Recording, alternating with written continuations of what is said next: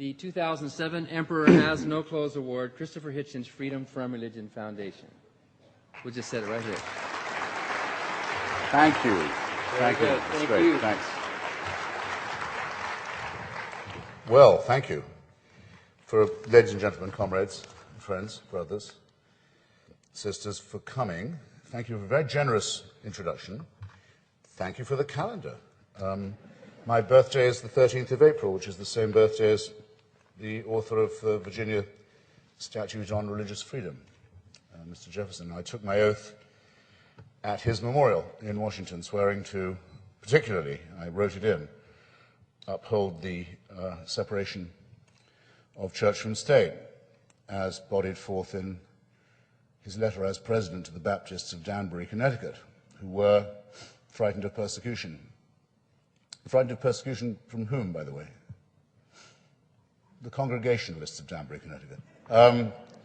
Anyway, as the world knows, though it doesn't know that, the reply that he gave said that there shall ever be a wall of separation between church and state in this great republic, and I proudly affirmed as much, and I have been going around the South promulgating my new slogan, in which I ask you to join me. Mr. Jefferson, build up that wall.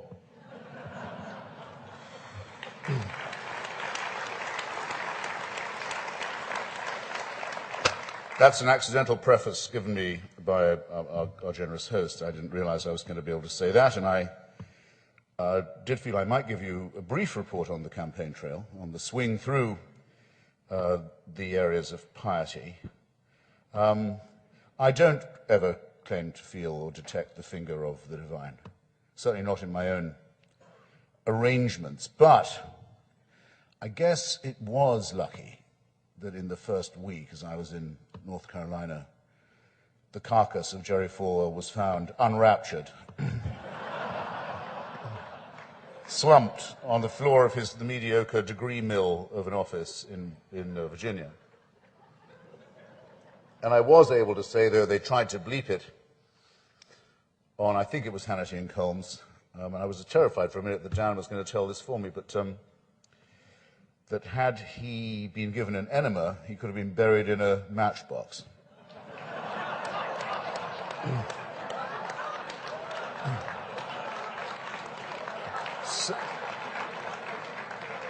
So good are things these days with YouTube and other things my children can do and I cannot, that apparently I was lip-read saying that, even though they bleeped it out. So got said on the air anyway. So let's not say that all the victories are to the wicked side.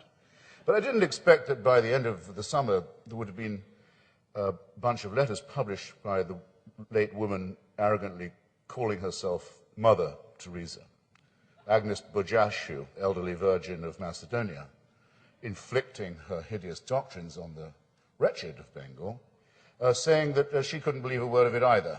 I mean, I didn't think she was one of us too, and look, let's be charitable. Let's welcome the old bag before it's too late.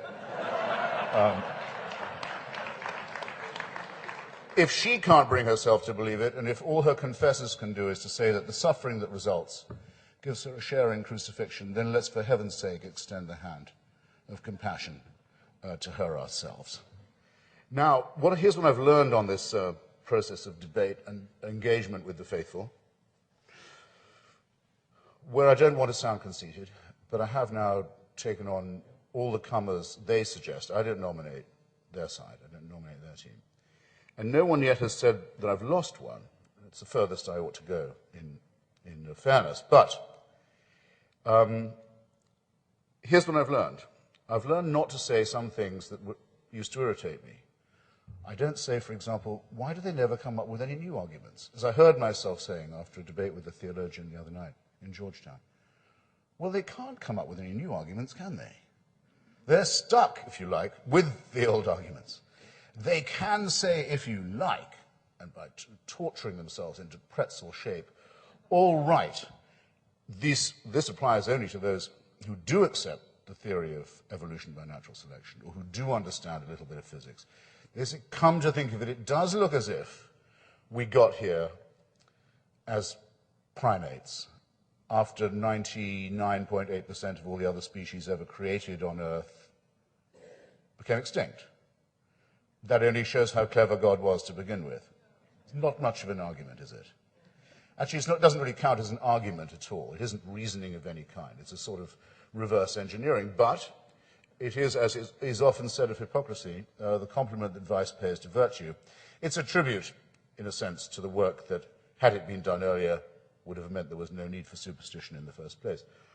The same with the Big Bang. After all, it's an awesome cosmic event involving a great deal of heat and a great deal of light. In fact, Dinesh D'Souza, one of my best antagonists, a really believing, serious Catholic, does say in his new book, What's So Great About Christianity, a book that needs a question mark in its title but doesn't have one, that, come to think of it, now we look at it again, Genesis, instead of negating the Big Bang, predicts it, because we used to laugh and say, how could God create light and only then the sun, the moon, and the stars? Well, the Big Bang answers that.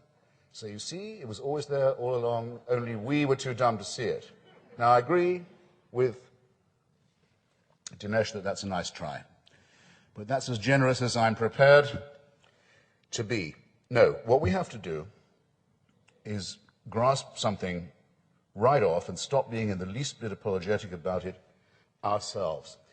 It is often quasi-conceded, if I can put it like that, phrase it like that, that though religion may be metaphysically false, and not even really metaphorically true, when you think of those tortures about the Big Bang that I've just adumbrated, and its figures are those of legend and myth, and its miracles are fairy tales for scared children, and all of this, and that all this is now completely impossible to deny or to refute, but nonetheless, it has an ethical basis. These fairy tales at least teach children how to behave well. The beginning of the argument must be that we say this is not so. Not so. We are not conceding this to the faithful. Is it moral, for example, to tell children, to tell anybody, that their sins can be forgiven them because of a human sacrifice in which they had no say, in which if they had had any childish say, they would have wanted to stop, wouldn't have wanted to see happen? That because of the hideous public torture and death of someone 2,000 years ago, that their personal responsibility is dissolved. All they need to do is to recognize the beauty of this human sacrifice, throw their sins on the scapegoat, and be forgiven them. That's a positively immoral doctrine in my submission. I could, if I wanted to, offer to pay your debts. I'm not gonna. But I could, if I liked you enough. I could do that. I could, if I really, really liked you enough, I suppose there's no system that allows it, but I could. There used to be in primitive society. I could offer to serve your term in prison for you, if I knew you and I believed in you. We know of cases, Charles Dickens' Tale of Two Cities is the most luminous, where someone will even take someone else's place on the scaffold. They'll do their suffering for them. They'll pay their debts. But they can't take away their responsibility. They can't say those sins never occurred. And it would be immoral to try. So at the very centerpiece of the main religion, at any rate in these United States, there is something that is positively wicked. We are not arguing. It's insulting for us to be made to argue that we might be less ethical or moral because we don't believe. It's not enough for us to say, hey, you can be a good person and be an atheist.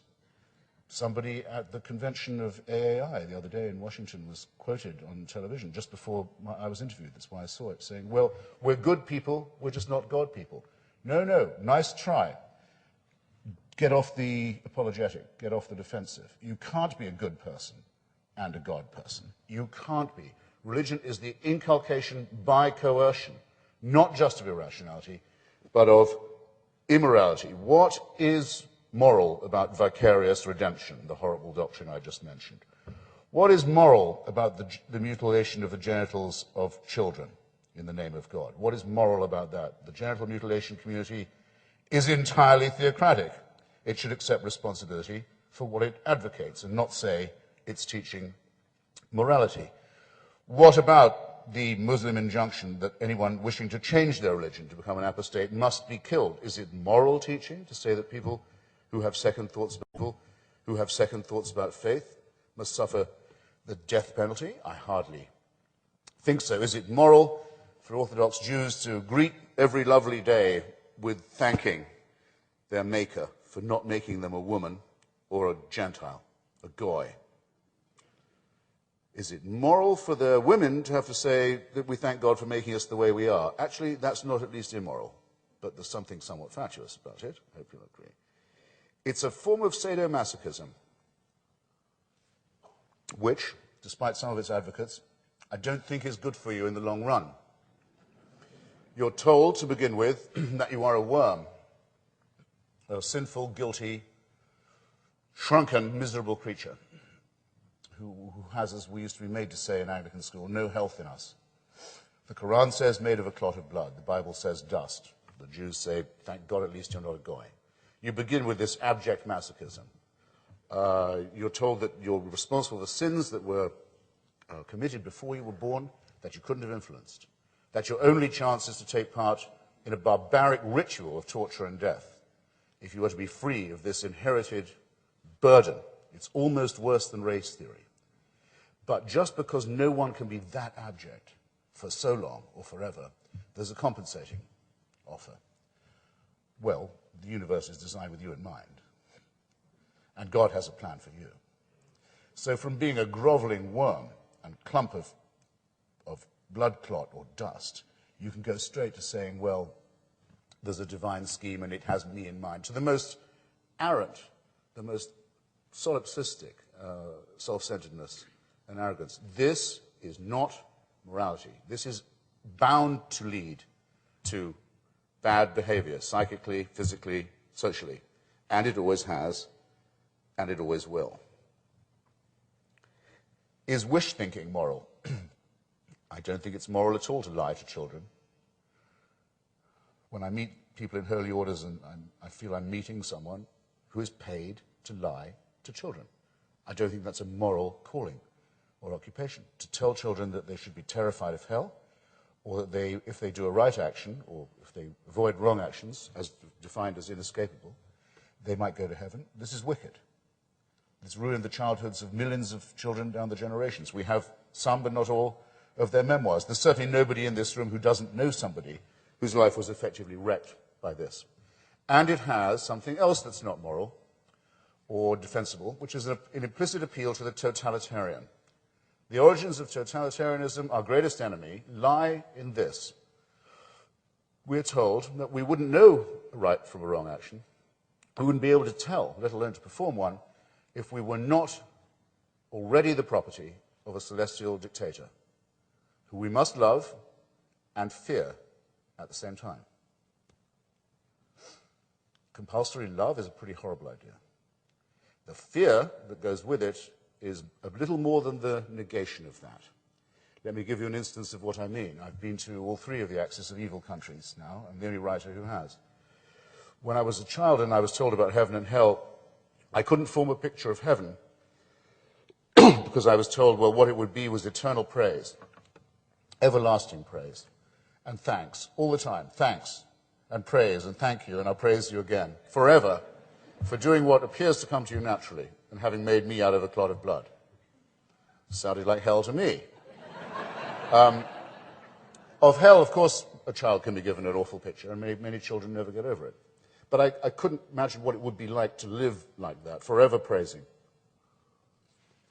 Well, now I've been to North Korea, and I do know. The only duty or right of the half-starved citizen is to thank for his handful of dirty rice every day, or hers, the dear leader who makes it possible. There is no other culture. All films, all plays, all classes in school, all programs on the TV and the radio, they're all about the same thing. You have to thank the dear leader. Would that were enough. The dear leader is only the head of the party and the army in North Korea. He's not the president of North Korea. The president is his father, who's been dead for 15 years. Did you know that? Well, North Korea has a dead president. It's a necrocracy. A thanatocracy. A mausolocracy. It's a death cult, and you may have noticed it's only one short of a trinity. And the son is the reincarnation of this father. And now I know what it would be like. Now I know what it would be like. And I wasn't able, in the article I wrote, to begin to describe the horrific pointlessness and misery of what it would be like to be a North Korean, even for half a day. None of you can imagine it, but it's what theocracy wants you to imagine and be grateful for. And I'll add this. At least you can fucking die and get out of North Korea.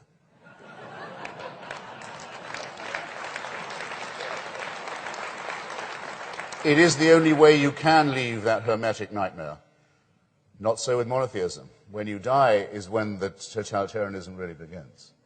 Now, who wants this to be true? Who but someone servile and stupid and pathetic wants it to be true that they can be convicted of thought crime at any minute of their day or night as they're sleeping for thinking the wrong thing? Who wants to be always in debt to someone who never asked them if they wanted the loan in the first place? Who wants this? All of us who, as Americans, oppose the very idea of unfreedom and tyranny must say that this is where the resistance to totalitarianism really begins, by the repudiation of religion and by the defiance of theocracy. And that's where the battle for our values has to start.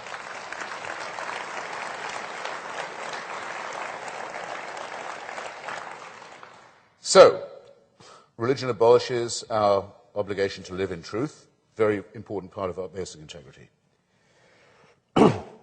It caters to our worst solipsism and our worst masochism simultaneously, thus denies us our self-respect. On the trail, so to say, I've evolved 3 challenges. Well, 2 really. One takes a dual form, if you'll allow the expression. On this matter of ethics and morality, I say to every cleric I've debated with, and to all of their audiences, and I've said it on the Christianity Today website now, on countless TV and radio shows, in print hundreds of times, on public platforms dozens of times, and I've not yet had an answer. If you say that morality can only be derived from a supernatural authority, dictatorship, don't have to say that, just say authority. Then you must be able to name for me an ethical statement made or an ethical action performed by a believer that could not have been performed by a non-believer, by an infidel, that would be forbidden to them, unavailable, inaccessible to them. Can you do it? They haven't yet. The challenge has been out extant for really quite a long time. Whereas, if I can just mention my corollary, if I ask any audience, not just this one, any audience, I did it in Georgetown University, the headquarters of one of the headquarters of the Catholic faith in this country, the night before last. Ask anyone in any audience to say, can they think of a wicked action performed that could only have been performed in the name of God or under divine instruction? No one has any hesitation in recognizing or identifying one. Now, as long as this remains the case, it is they who have to do the explaining, they who owe the accounting, they who owe the apology, and not us, and we must be plain on it. I have a third challenge, which is to those who say, the president is one of them, that in these matters that can't yet quite be decided, of where we come from, our cosmos, our species, we should teach the argument. We should have equal time. The president is too stupid to know that there isn't really an argument about this anymore. There used to be one. And when there was, when people weren't quite certain, the line of the churches was that the teaching of evolution and of Darwinism should be banned altogether. They didn't want equal time then. Notice the slippage of their gears. When they were strong enough to try and ban it, that's what they wanted to do. Now they're not strong enough. They come up with a weedy, feeble, ingratiating whine of, well, equal time, fair dues, open-mindedness, and so on, as if there really was a disagreement about this. All right. Let's see if we can accommodate them. I learned about Darwin by studying, actually, the debate between Bishop Huxley and, Bishop Wilberforce and Thomas Huxley at Oxford. I mean, that is a classic debate. That's how I learned about it. I wasn't taught it in science class. I was taught it in history class. That's how I learned. I've learned since, as you have, about the debate between Clarence Darrow and William Jennings Bryan, the idol of all morondom. Clarence Darrow and William Jennings Bryan, the idol of all morondom, as H.L. Mencken called him, in Dayton, Tennessee. I learned about that in history and literature class, not in biology class. Keep it out of there, because otherwise we'll be having people saying, well, children, chemistry period is over, but we'll be doing alchemy in the next half. And put away your astronomy books and get out your astrology charts, because we are open-minded in this school. and other stultifying nonsense that you wouldn't even get in a madrasa, I shouldn't think. But if we're to accept the principle, then let us say to the President and his friends, by all means equal time. Any church that is tax exempt, therefore, any religious group that gets a break from the IRS, any church that's in receipt of any monies at all from the so-called faith-based initiative must give 50% of its time to the teaching of evolution by natural selection.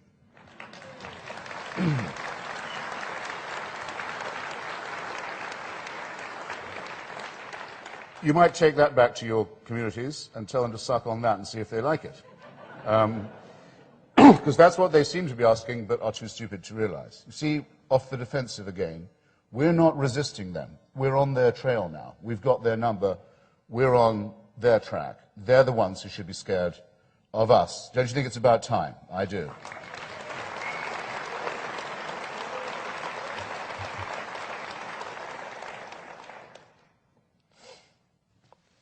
Now, because religion was the... someone will tell me when I'm trespassing on our time together, won't they? Will you, Annie Laurie? Will you let me know? I mean, my impression is that people come to events like this, especially people like you, for the chance to speak as well as to listen. And we are supposed to have some time. It's yours. Shall I just bang on till they tell me to stop? Okay. But I wouldn't mind a light of some... So I don't want to skip our Q&A. Q&A sounds patronizing. At the time which belongs to us, okay? And then I will stop being this nice and I'll only talk to someone who has a receipt. Preferably from an independent bookstore. Because this is America after all, and I didn't sign up for nothing. Okay. The first and I have another challenge. This is my fourth one. We have religion in our midst, and it's even in our minds. We know where it comes from. For an excellent reason. Religion is the first, and therefore, in some ways, therefore, the worst of our attempts to explain human nature and the natural order. It was our first attempt at philosophy, just as it was our first attempt at astronomy and at biology. We embarked on it in a time of fearful infancy, when we didn't know that we lived on a rounded planet in a tiny solar system, which had a center around which we revolved. It didn't revolve around us. Religion used to preach the contrary. We didn't know that there were microorganisms that we couldn't see, but that explained a lot about both our health and our unhealth, ill health. We were told we were given dominions over all animals, and we were wrong, because there were no dinosaurs in that list, no marsupials, because the people who wrote this didn't know they existed, and we were certainly never given dominion over microorganisms, and we'll never get that, because they rule. Good for the gut, sometimes bad for other things, permanently our most, as it were, highly evolved rivals. We were baffled by climatic and cataclysmic events, earthquakes, tidal waves, storms, lightning. All of this was to us terrifying.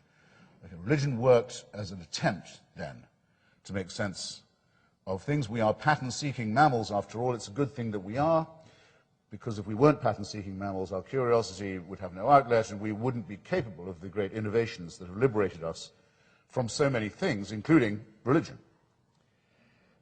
And it's argued by some, well, then, give it some credit. The late Stephen Jay Gould said, let's consider religion in one corner and the study of science and reason in another, and consider them non-overlapping magisteria. One does one does the other. There's no need for a conflict. I think this has become, especially with the extraordinary revolution that we've been through in the last 20 years or so in the human and natural sciences, with the work of Richard Dawkins, Stephen Weinberg, Daniel Dennett, Carl Sagan. I hope I'm not leaving anyone out. I'm sure I am. Stephen Hawking, of course. Many others, that we've come to the point where we have to say, no, this stuff is incompatible with, in fact, I prefer to say irreconcilable with, reasoned acquisition of knowledge and reasoned deployment of it.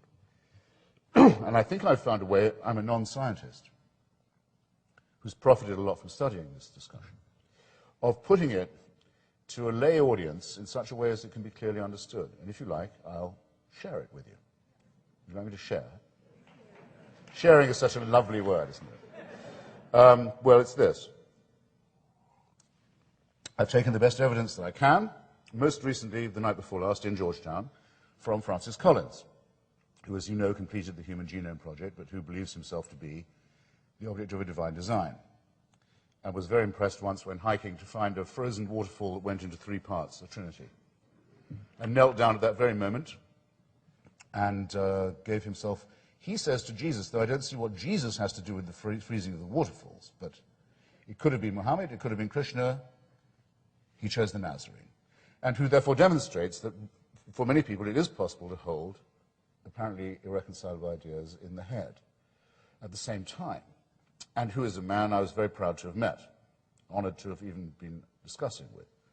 Very well, I asked him, how long, Doctor, do you believe the human species, Homo sapiens, after our brief encounters with the Cro-Magnons and the Neanderthals and so on, have been autonomous as Homo sapiens on the Earth? He said, I've heard from Carl Sagan and Richard Dawkins, maybe it's as long as 200, maybe 240 or 50,000 years, or as low as, and he said, as low as 100,000. Could only be 100,000. I said, okay. I'm Jewish on my mother's side. I'll take 100. 100,000 years then. That's all I need for this experiment. 100,000 years, ladies and gentlemen, of our species. Born, probably dying a lot, well, evidently dying a lot in childbirth and killing its mothers by doing so.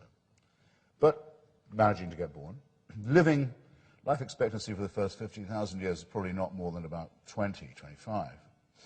Dying of microorganisms we didn't know were there. Dying of our teeth, which were suspiciously too near our brain for when they rotted or became infected. Terrified by earthquakes, lightning, floods, famines, inexplicable cataclysmic events. Fighting one another for sex, for food, for shelter, for territory, all of that. Any of you can fill in this bit for yourself, this trope. Have a rough picture of what it was like, but slow, it's true, and gradual and much backsliding, but a sort of upward progression to where we are approximately now. 4, 50, 60, 70, 80, add on. Think of the wars now. Think of the famines. Think of the rapes. Think of the gods they had. Think of the bears they worshipped and made skulls, bear skulls they made into totems. Think of the waterfalls they thought were magic. Think of the rocks they thought were special. Think of all this. They weren't without God. Believe you me, none of them were. But that didn't count. Didn't count at all. Because heaven watched this. Like that. All that suffering, death, disease, murder, misery, famine, with folded arms and indifference until 98,000 years had gone by. And said, now it may be time to intervene. And the best place to do it, and the best place to conduct this intervention would not be China, where people can read and make gunpowder, but in sort of Bronze Age Palestine would be a good place to implant the idea by a human sacrifice. Of course, we always do that, and then see if the news can spread in pure form by word of mouth. Now, I don't know about you. I've debated a lot of religious people now. I know that it's conceivable that in nature there is such a thing as parthenogenesis. Thus, a virgin could conceivably conceive without the I think, rather exquisite preconditions that are thought by some to be so conceivably conceive without I think, rather exquisite preconditions that are thought by some to be so problematic. Why so many gods have been born that way, I don't quite know. I don't think of the birth canal as a one-way street, and I hope neither do you.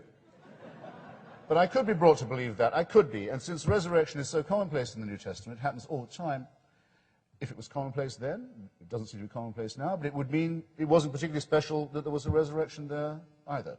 Certainly wouldn't prove the doctrines of the person who was so resurrected. Okay? I could be brought to believe that. I can't be brought to believe the story I've just told you, which must be true if religion is true. If religion is true, that's what happened to our species. And that's impossible. and it's irreconcilable with what we know. It's incompatible with what we know. It can't be squared with any concept we could possibly form of scientific knowledge or of the development of our cosmos, our biosphere, or our species. So we'd be better off without it, even if it preached morality, which it does not. Okay. Am I moving towards my climax? You may be wondering. Well, now, I listened to Cather last night, as I always do when I get the chance, and I agree with her that we have some reason to be optimistic, at least on the territory of these United States, that our enemies are in retreat, that they're not only beaten in the courts, but they're humiliated in the courts. If you haven't read my friend Matthew Chapman's book on the Dover, Pennsylvania case, may I recommend it to you very strongly? I didn't see it on the literature table, but Matthew is Charles Darwin's great-great-grandson. He's a great friend of mine. He's recently decided to become re-involved in this matter. He's basically a filmmaker. He just thought he couldn't stay out of the argument any longer. He went to Dover, Pennsylvania. He sat there for the whole trial, which lasted 40 days and 40 nights, which is the title of his book, which I recommend. And it does show how a small-town America can throw off this nonsense with some brio. And that's very much to the good, I think. And there are other indications as well of a fight back. However, if we look at the international picture, I find the situation very worrying. It doesn't make me optimistic at all.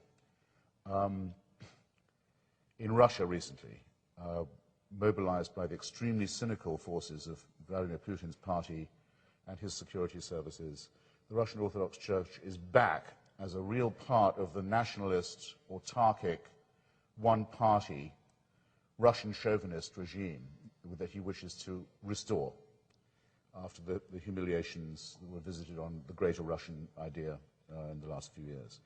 At every point where that regime tries to impose itself, you will find a black draped figure standing next to the KGB man, and in the classroom too. It's coming.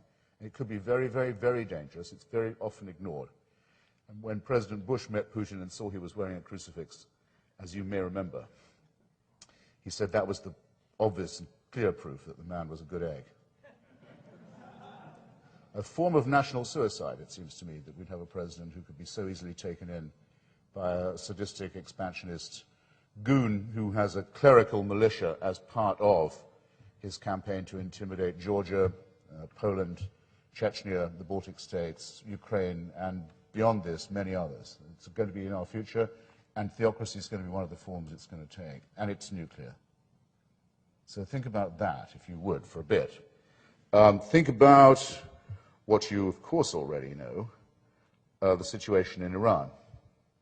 Now, in Iran, here's another case where religion doesn't always lead to moral results. In Iran, you're not allowed to execute a female virgin, whatever crime she's committed. She might have been a member of an opposition group. She might have blasphemed in some way. She might have uncovered her hair in public. Who knows what she might have done, but you're not allowed, even if the death penalty applies, to put her to death if she's a virgin. So she's raped by the Revolutionary Guards in the prison, and then she can be executed.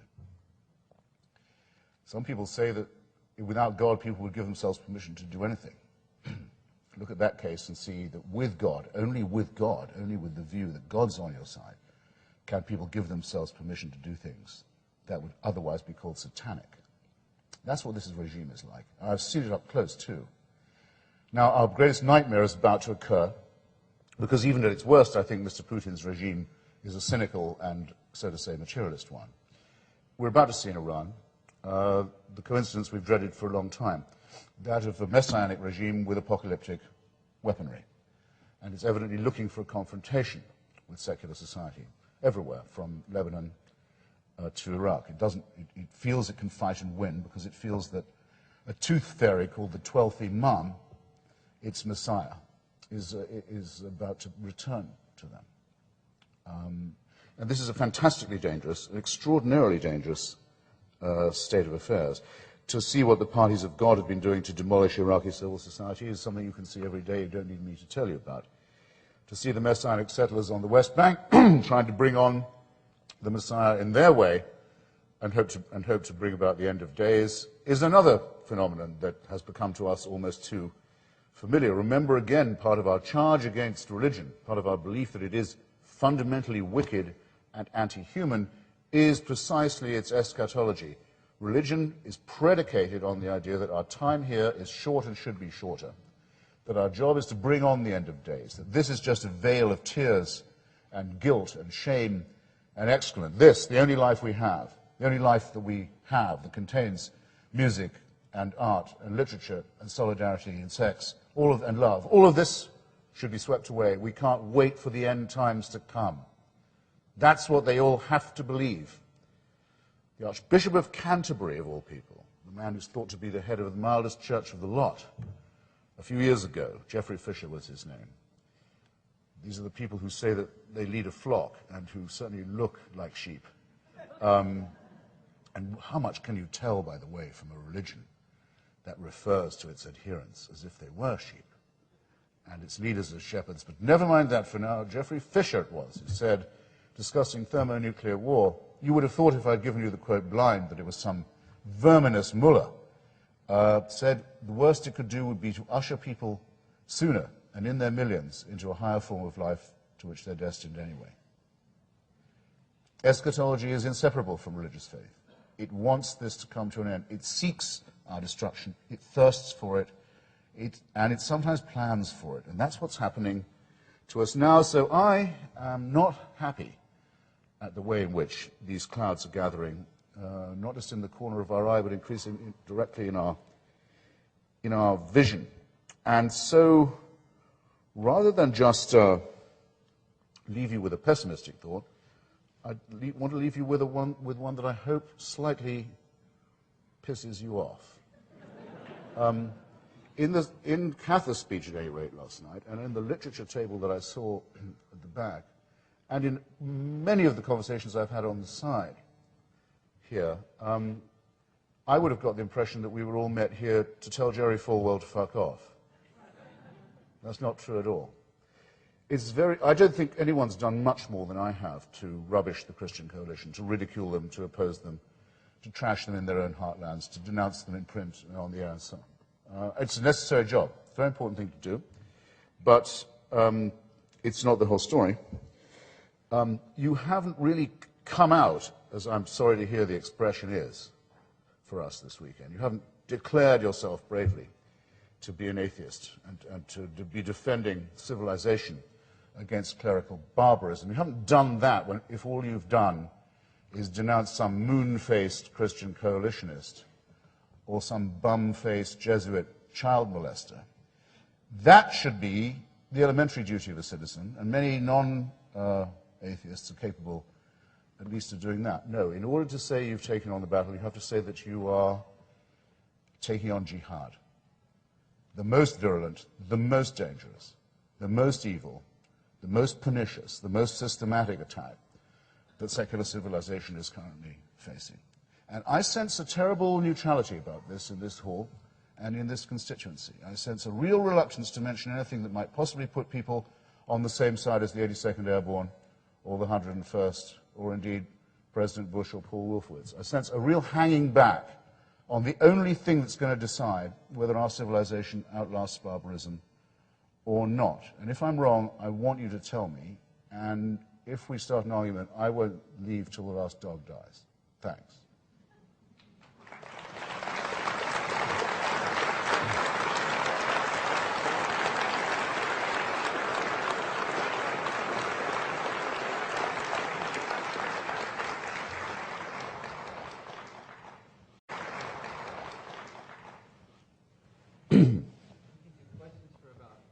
Sure. I'm not finished, but I've barely got my trousers off, but that's always when they tell me to stop.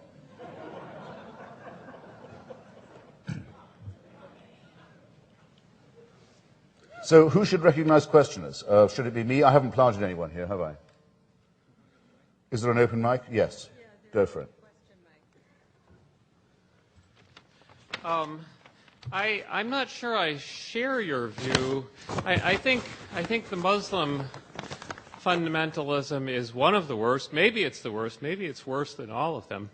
I don't know about that for sure, but I do have my strong belief that by invading Iraq, by kicking out Saddam, as terrible and brutal a guy as he was, we have brought about the growth of this terrible fundamentalism. We've caused the Muslim world to regress.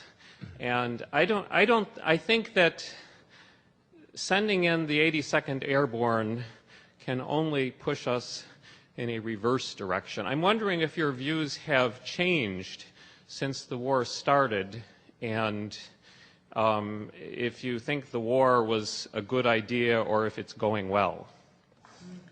Well, without having what I'm very willing to have in the time we've got, an argument in detail on Iraq, I can tell you immediately how I disagree with you. You give away the entire argument when you say they only get angry because of what we do. That was what was said about September the 11th as well. That's what's said about everything that the United States or the West does. We've made them angry. It's not because of the failed state created by Islamic backwardness that turns into a rogue state because it can't blame itself for its failure and exports the violence. That can't be it. It must be something we've done.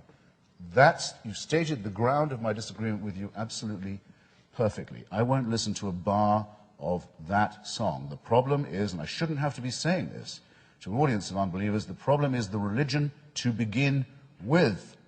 And the oppression that it promulgates, the violence that it preaches, the way that it denies rights to half of its citizens by virtue of their gender, the dreams of conquest that it inculcates into children, and so forth. No, we can't make that any worse by fighting it.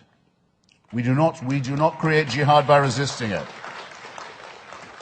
We just don't resist it enough. We let Iraq rot for far too long. Far too long. We should have taken care of that a long time ago, and we need to be training an army that is willing to fight in this way, in the most bizarre and ghastly and unpredictable circumstances, as we are doing, an army that's trained to fight and really kill in order to defend us. And if you think that that idea is more dangerous than the idea of an Iranian theocracy waltzing past the European Union, spitting its way through the United Nations, tearing up all the treaties it's ever signed as it goes, laughing at us, sending death squads to kill our novelists, sending death squads to blow up the Jewish Community Center in Buenos Aires, sending killers with impunity to Berlin to kill the Kurdish democratic leadership of Iran in a restaurant in Germany, doing all this and never suffering a thing, and then about to become thermonuclear. If you don't think that's the most dangerous thing, then you have no concept of what a threat religion can really be. And you don't see it when it's glaring you in the face. So don't clap, I don't care.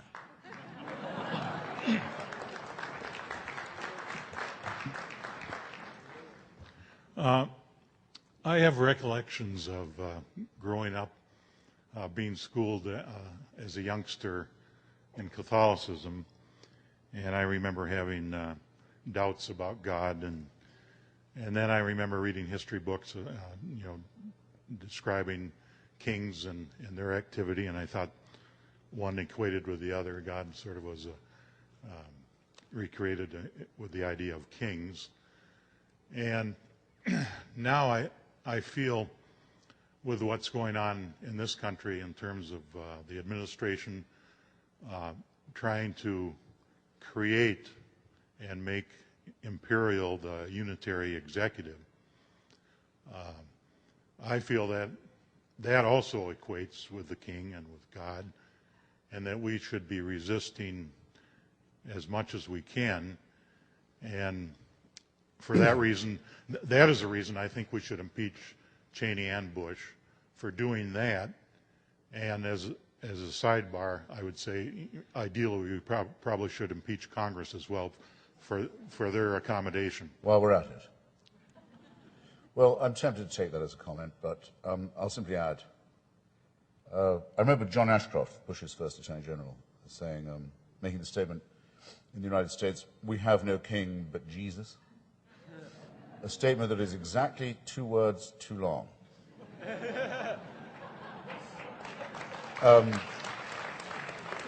And is in need of an abrupt circumcision. to cut it down to size, cut itself down to size. If you care, I'm a named plaintiff in the lawsuit brought by the American Civil Liberties Union against the National Security Agency and the Justice Department on the warrantless wiretapping. We won the first round in a court in Michigan, and we've... but no, I have to I knew if you ever clapped, it would be at the wrong moment. When I write for Free Inquiry magazine, I wrote a column that some of you probably see, and it depresses me that the impression given by that magazine most of the time is that in order to read it, you should be a liberal Democrat. I think that's a dangerous and foolish thing to be doing. There are a lot of people who are not Democrats and not liberals who perfectly understand the separation between church and state. There are a lot of right-wing atheists, some of them, I'm afraid to say, fans of the unreadable novels of Ayn Rand and so forth, but this is not, I would not come to this gathering if I thought it was trying to elect a fool like Barack Obama to be President of the United States. If that was what I was doing, I wouldn't do it. Okay? Let alone a really wicked person like Hillary Clinton, a faith-based frump like Hillary Clinton. I wouldn't do it, okay? And if you ask me who I'd vote for tomorrow, it would be Rudy Giuliani, and if you don't like it, you can take a number, get online, and suck my thumb.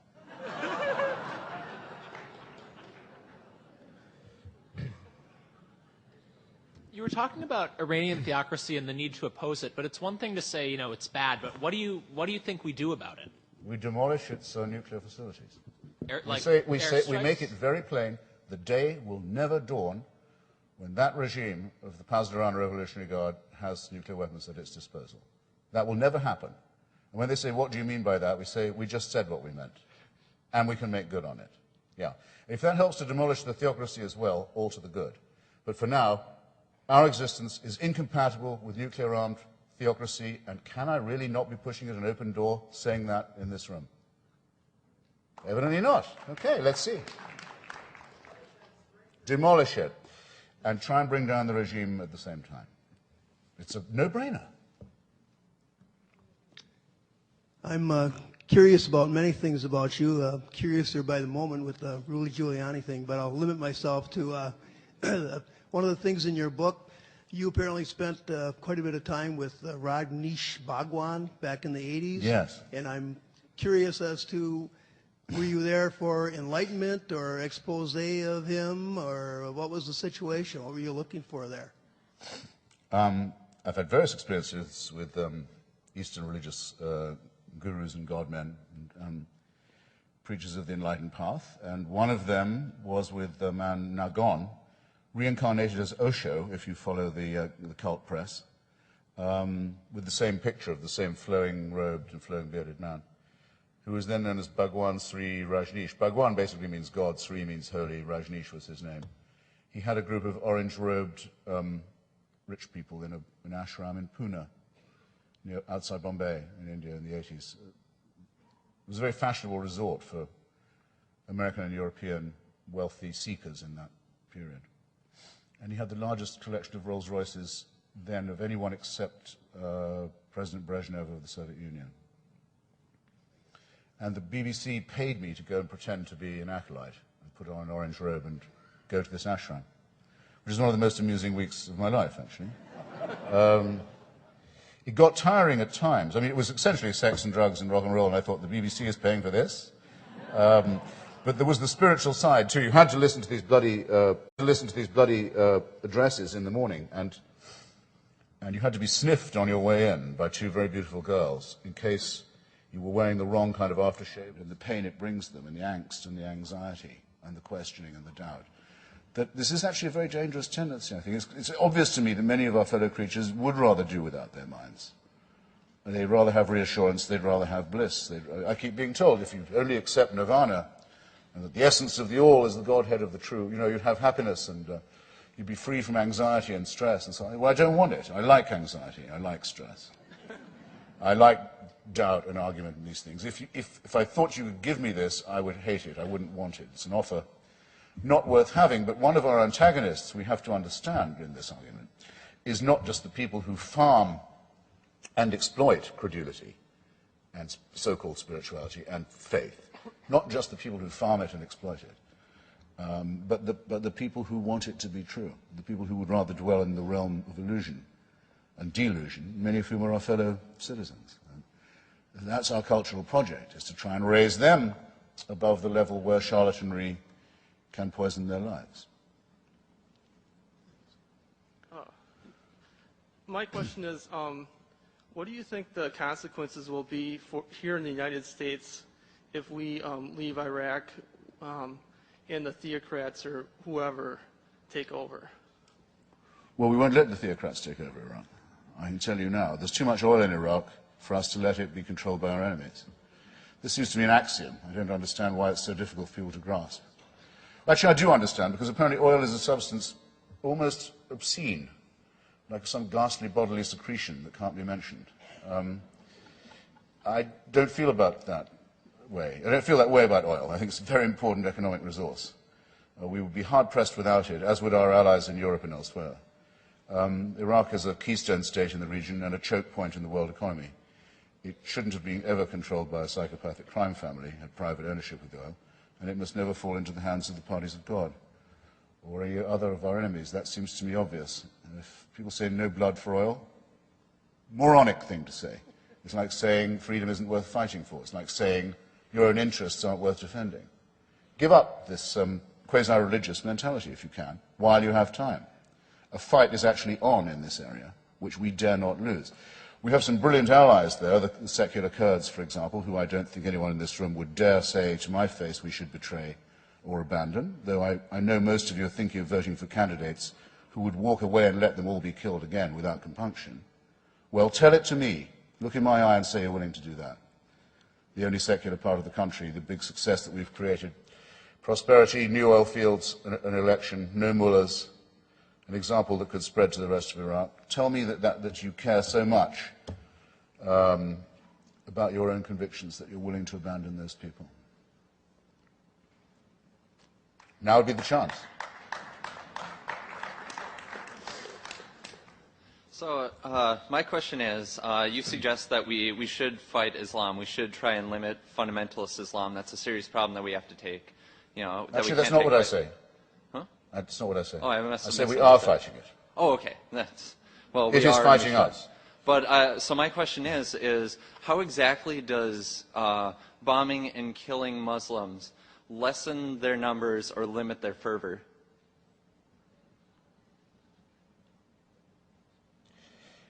I'm just wondering if I should draw you a picture. You mean, how does killing them lessen their number? Your question cannot possibly be as sappy as it sounds.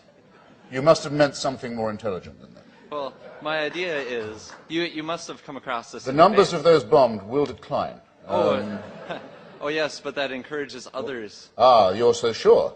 Yes. Yes, well, I remember being told after 9/11, if we destroy Osama bin Laden, hundreds will spring up in his place. Some of you may have said that. Hope not.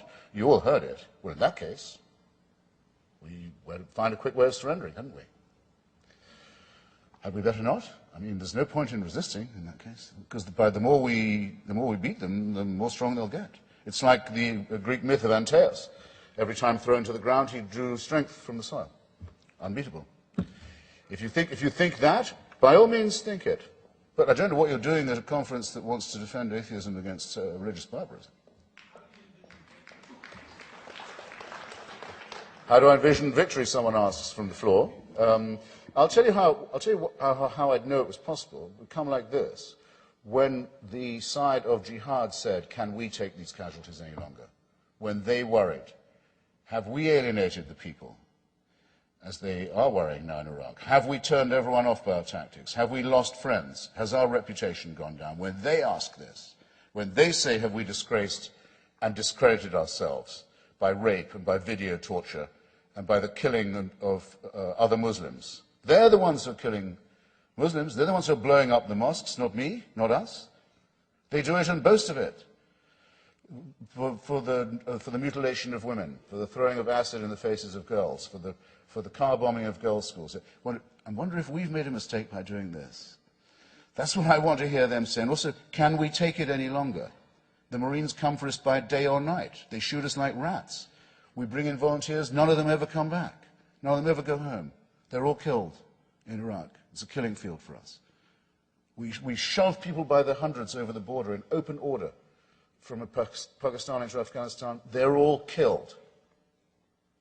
When do we have to ask ourselves, is God really on our side? That's the point we have to get to.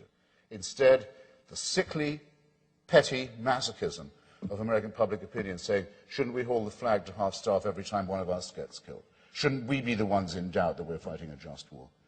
Shouldn't we be the ones who are worrying that we have a right on our side? No, no, no. Enough of that. Make them worry.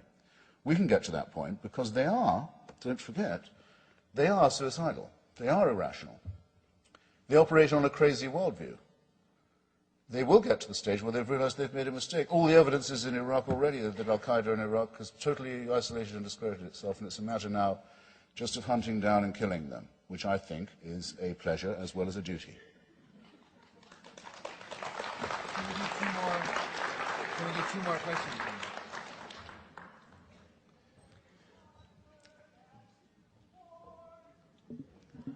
Mr. Hitchens, Sir.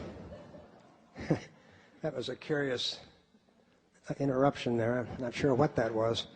I address you as an atheist and a secularist and a Marxist.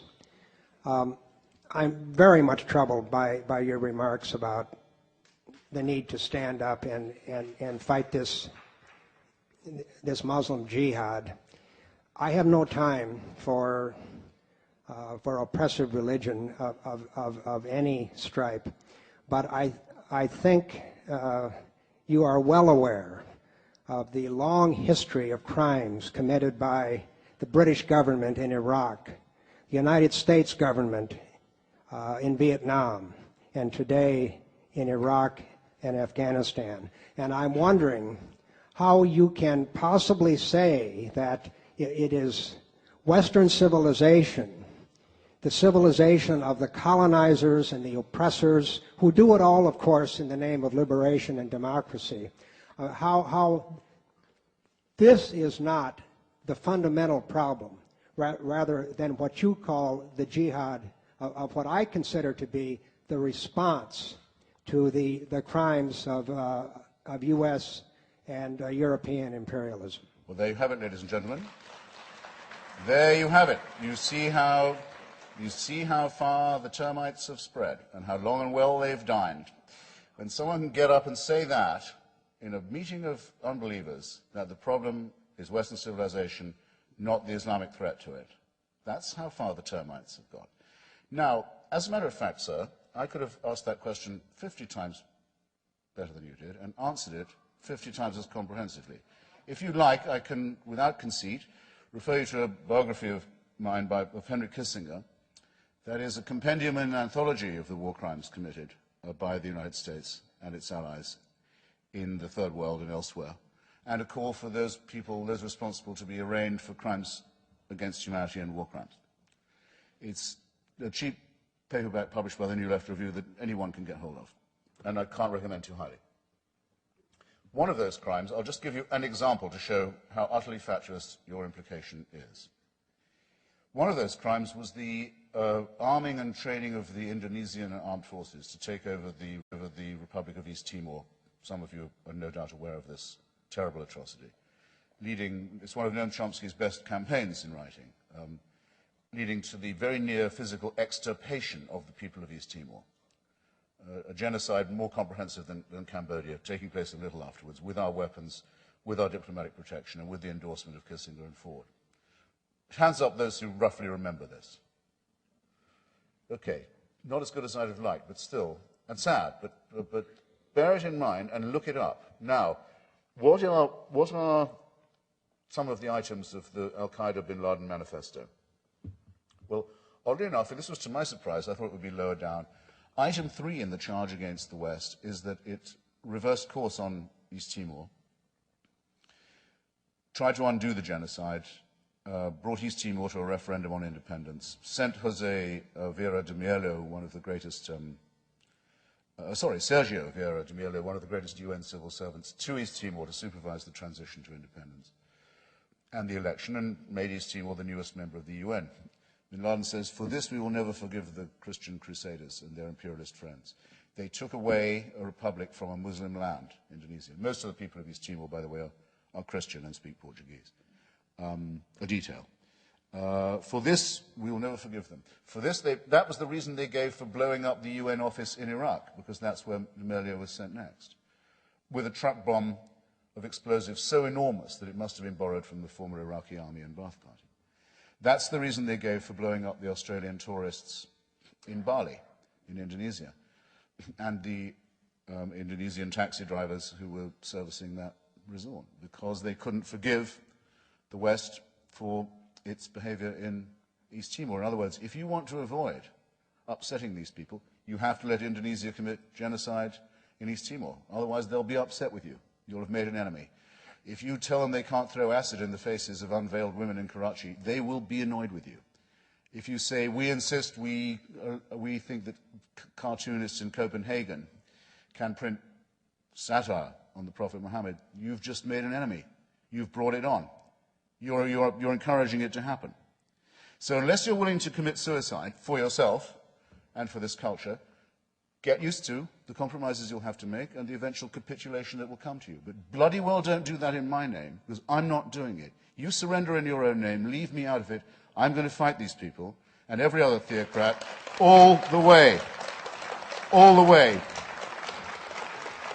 For free expression, for women's rights, for self-determination of small peoples, for the right of Iraqis to federate and have their own show, for the right of the Lebanese not to be bullied by Hezbollah and to have a multicultural democracy. Yes, I'll fight for this, and I think that the 82nd Airborne is brave to be fighting for it too.